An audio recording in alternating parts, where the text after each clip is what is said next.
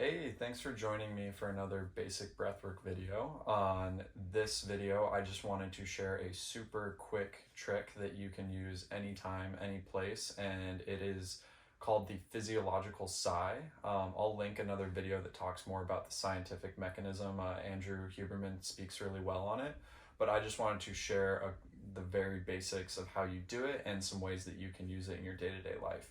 And the whole idea is that we're actually mimicking the subconscious way that we downregulate our systems. So it's a great way to curb anxiety, stress, tension. So if you're feeling a little worked up and you catch yourself, this is a great way to just check in and hit the reset and just lower your baseline a little bit.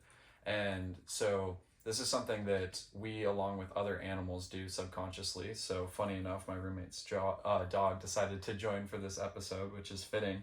And so you can notice dogs do this when they're not panting, obviously, but if they're relaxed, they'll take an inhale, a little more at the top,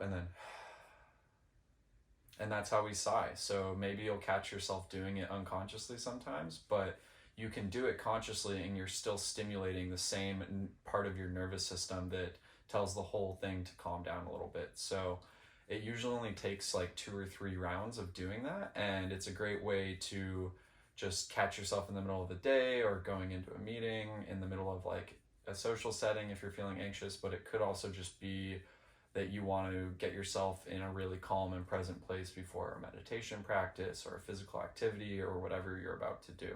So yeah, just the really basic overview is going to be that inhale, a little more of a sip of air at the top, and then just dump all that air out and really think about a long, slow exhale, because that's going to be parasympathetic dominant. So once more, just 2 to 3 rounds of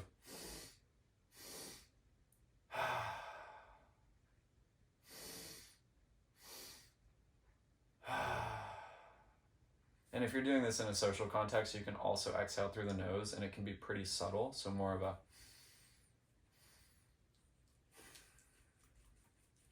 and I hope you find a way to use this, and hopefully it just becomes another little useful tool in your toolkit.